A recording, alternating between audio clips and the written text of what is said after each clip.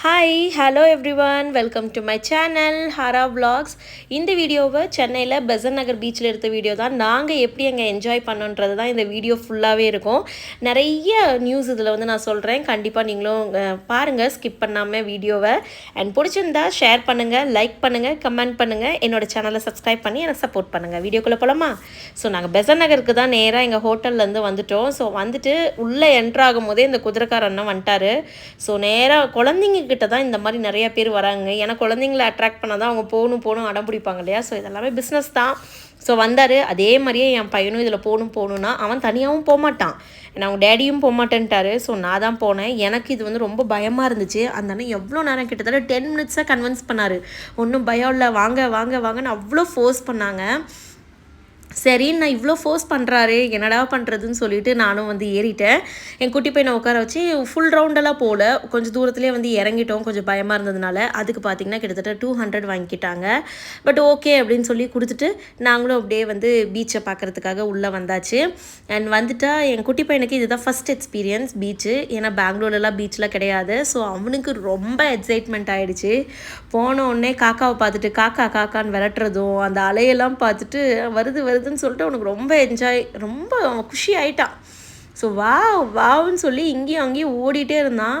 குழந்தைங்களெல்லாம் கூட்டிகிட்டு போனால் நம்ம கொஞ்சம் சேஃபாக இருக்கணும் பீச் சைட்லாம். பட் என் பையன் எப்படின்னா எங்கள் கையை பிடிச்சிக்கவே மாட்டான், கையவே பிடிக்கிறதே இல்லை. அவனாக தனியாக போகணும், தனியாக ஓடணுன்னே பார்த்துட்ருக்கான். பட் அலை வருது இல்லையா? ஸோ அதனால் நமக்கு வந்து கொஞ்சம் பயமாக இருக்குது. பிகாஸ் நம்மளே அலை வந்துட்டு போகும்போது கால் இழுக்கும், குழந்தைங்களெல்லாம் ஈஸியாக வந்து ஸ்லிப் ஆகிடுவாங்க. ஸோ அதனால் பார்த்து கேர்ஃபுல்லாக வந்து குழந்தை கூட விளையாடுறது தான் சேஃபு. ஸோ நானும் கையை விடல, அவங்களும் கை விடல, 2 பேருமே குழந்தைய பிடிச்சிக்கிட்டே தான் நாங்கள் வந்து பீச்சில் வந்து விளையாண்டோம்.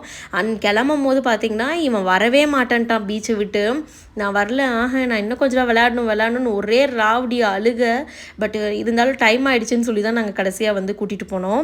ஸோ அந்த அளவுக்கு அவன் ஜாலியாக எக்ஸைட்மெண்ட்டாக விளையாண்டுட்டு இருந்தான். நாங்கள் கூட கீழே கையை வச்சுலாம் விளையாடல. பட் அவன் தண்ணியில் கை வைக்கவும், தூக்கி வீசவும், அப்படி இப்படின்னு அவன் ஜாலியாக விளையாண்டுட்டு இருந்தான். ஸோ என்ஜாய் பண்ணட்டும்னு விட்டாச்சு. அண்ட் அதுக்கப்புறமா கொஞ்சம் ரெஸ்ட் எடுக்கலான்னு சொல்லிட்டு கரைக்கு வந்து உட்காந்துட்டு இருந்தோம். அங்கே வந்து மணல் அதே மாதிரி தான். இங்கே எனக்கு பெங்களூரில் அவனை மணலில் விட்டு விளையாண்டு இதெல்லாம் பார்த்ததே இல்லை. ஸோ அவன் விளையாட்டும், ஜாலியாக இருக்கட்டும்னு சொல்லிட்டு நாங்களும் வந்து விட்டுட்டோம். அவன் மணலை தூக்கி வீசுறதும், தலையில் எடுத்து போட்டுக்கிறதும், இப்படி ஒரே ஜாலியாக ஒரு பாட்டுக்கு பண்ணிகிட்டு இருந்தார். நீங்கள் என்ன வேணால் பண்ணிக்கோ, இன்றைக்கி ஒரு நாள் உனக்கு டைம்னு சொல்லி நாங்கள் விட்டுட்டோம். அவனும் ஜாலியாக விளையாண்டுட்டு இருந்தான். எப்படி இருந்தாலும் வீட்டுக்கு போய் நம்ம குளிக்க வச்சு தான் ஆகணும். அதனால் அவனும் விளையாண்டுட்டு இருந்தான். விளையாண்டுட்டு இருக்கும் போதே எனக்கு வந்து டீ குடிக்கணும் போல் இருந்துச்சுங்க. சரி டீ வாங்கலாம். அங்கெல்லாம் வந்து டீ, காஃபி இந்த மாதிரிலாம் எடுத்துகிட்டு வந்துட்டு இருந்தாங்க. டீ வாசனையாக இருந்துச்சுன்னு சொல்லிட்டு டீ குடிக்கலான்னு சொல்லிட்டு அந்த சைடு வந்த அண்ணனை வந்து நான் டீ கொடுங்கன்னு சொல்லி கேட்டிருந்தேன். ஆனால் உண்மையாலுமே என் வாழ்நாள்லேயே இப்படி ஒரு ஒஸ்ட்டான டீயை வந்து நான் குடிச்சதே இல்லை. இந்த பீச்சில் நிறைய அனுபவம் நான் இங்கே வந்து பார்த்துட்டேன். ஏன்னா நான் மோஸ்ட்லி வந்து பீச்சில் எதுவுமே நான் சாப்பிட்டு எனக்கு பழக்கம் இல்லை. பட் நிறைய வீடியோஸ்லலாம் நிறைய ஹைப்லாம் கொடுக்குறாங்களா, ஃபிஷ்ஷு நல்லாயிருக்கும், இந்த மீல்ஸ் நல்லாயிருக்கும், அது நல்லாயிருக்கும். நம்மளும் அதை பார்த்துட்டு என்ன பண்ணுறோம், அங்கே போய் ட்ரை பண்ணுறதும், இந்த மாதிரி நிறைய விஷயம் நான் இங்கேயும் பண்ணேன். நான் அதெல்லாம் பண்ணி எனக்கு நிறைய ஃப்ளாப் தான் ஆணுச்சு, எதுவுமே வந்து சக்ஸஸாகவே ஆகலை. அண்ட் இந்த டீயும் அதில் ஒன்று தான். டீ வந்து பார்த்திங்கன்னா நான் கேட்டது வந்து டீ தான் அந்த அண்ணன்ட்ட. பட் அந்த அண்ணன் எனக்கு கொடுத்தது என்னமோ காஃபிங்க, அது எனக்கு தெரியவே இல்லை. நான் ஃபஸ்ட்டு எடுத்து அந்த ஒரு சிப் வைக்கும் போது தான் எனக்கு தெரிஞ்சு, என்னடா இது பால் கலரில் இருக்கேன்னு அப்படின்னு நினச்சேன். பட் அது ஒரு சிப் வைக்கும் போது தான் தெரிஞ்சுது அது காஃபின்னு. சுத்தமாக நல்லா இல்லை. 20 ரூபாய் வேஸ்ட் ஆனது தான் மிச்சமே ஒழிய எனக்கு துளி கூட பிடிக்கல. அப்பயும் எங்கள் வீட்டில் வந்து வாங்காத, இங்கெல்லாம் நல்லா இருக்காதுன்னு சொன்னாங்க. பட் நான் தான் கேட்காம வாங்கிட்டேன். என்னடா பண்ணுறதுன்னு வேஸ்ட் ஆகிடுச்சு. பட் மறுபடியும் ஏதாவது ஒரு ஃபில்டர் காஃபி குடிக்கலான்னு சொல்லிட்டு அந்த ரோட் கிராஸ் பண்ணி வந்தாவே எதிர்த்தாப்பில் இந்த மயிலாப்பூர் ஃபில்டர் காஃபி இருக்குது. உண்மையாலுமே இங்கே ஜிஞ்சர் டீ அவ்வளோ சூப்பராக போட்டு கொடுத்துருந்தாங்க. அண்ட் ரேட்டு பார்த்திங்கன்னா கொஞ்சம் ஜாஸ்தி தாங்க. எனக்கு என்னமோ ஒன்றுமே இல்லை, ஒரு டீ, 2 காஃபி, ஒரு பால் அண்ட் ஒரு பாட்டி வந்து பன்னு கேட்டாங்கன்னு சொல்லிட்டு பன்னு வாங்கி கொடுத்தோம். இவ்வளோ தாங்க. ஒரு பிஸ்கெட்டு இதை பார்த்திங்கன்னா 200ன்னு சொல்லி சொன்னாங்க. இது என்ன ரேட்டில் வந்துச்சுன்றதே எனக்கு இன்னமும் புரியல. அண்ட் ஜிஞ்சர் டீ உண்மையாலுமே சூப்பராக இருந்துச்சு. எல்லாம் குடிச்சிட்டு அப்படியே மறுபடியும் வந்து கொஞ்சம் இருட்டில் எனக்கு மறுபடியும் பீச்சை பார்க்கணும் அப்படின்னு நான் கேட்டதுனால மறுபடியும் நாங்கள் பீச்சுக்குள்ளேயே வந்து போனோம். அப்போ போகும்போது தான் போகிற வழியில் இந்த மாதிரி குட்டி குட்டி கடைங்க எல்லாமே வந்து ஸ்டார்ட் பண்ணியிருந்தாங்க. ஏன்னா நாங்கள் ஈவினிங் ஒரு 4 o'clock போகும்போது கடை எதுவுமே இல்லை, எல்லாமே க்ளோஸில் தான் இருந்துச்சு. நான் நினச்சேன் எல்லோரும் க்ளோஸ் பண்ணிட்டாங்க போலன்னு. பட் ஈவினிங் ஆக தான் அங்கே எல்லாமே கொஞ்சம் கொஞ்சமாக ஓப்பன் பண்ணிட்டு இருந்தாங்க. நாங்கள் வந்து ஒரு 8 o'clock வரைக்கும் இருந்தோம் பீச்சில். அப்போ வரைக்குமே ஒரு சில கடை தான் வந்து ஓப்பன் பண்ணாங்க, எல்லா கடையுமேலாம் ஓப்பன் பண்ணல. அது ஏன்றது தெரியல. அண்ட் நிறைய இந்த மாதிரி பொம்மை லைட்ஸ் பொம்மை எல்லாமே வித்துட்டு இருந்தாங்க. அவங்க எல்லாருமே ஃபோக்கஸ் பண்ணுறது குழந்தைங்கள தான். ஸோ அவங்க அடம் பிடிச்சாவே கண்டிப்பாக நம்ம வாங்கி கொடுத்துருவோன்னு குழந்தைங்க வச்சுருக்கவங்கள்ட்ட தான் நிறையா போய் இது பண்ணிகிட்டு இருந்தாங்க. பட் என் பையன் அடம் பிடிக்கல, அதனால் நாங்கள் எதுவும் வாங்கலை. அண்ட் இந்த ஃபிஷ்ஷும் அதே மாதிரி தாங்க ரொம்ப ஹைப் கொடுத்தாங்கன்னு சொல்லிட்டு நான் வந்து பெசன் நகர்லேயே ட்ரை பண்ணலான்னு சொன்னோம். மெரினால தான் நிறைய ஹைப் கொடுத்துருக்காங்க.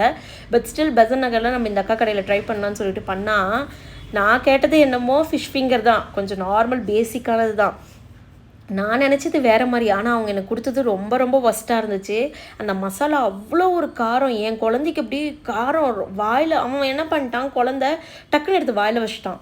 ஸோ அப்படி ஒரு காரமாக இருந்துச்சு. எப்படி தான் அவன் தாங்கினான்னு தெரியல. ஓரளவுக்கு அவனை சரி பண்ணியாச்சு. அந்த மசாலா எனக்கு சுத்தமாக பிடிக்கல. அதே மாதிரி அந்த மீன் மேலே பார்த்திங்கன்னா நல்லா என்ன சொல்கிறது, ரொம்ப ரஃப்பாக இருந்துச்சுங்க அந்த மசாலா. சரியாகவே அரைக்கலன்ற மாதிரி எனக்கு இருந்துச்சு ஃபீலு.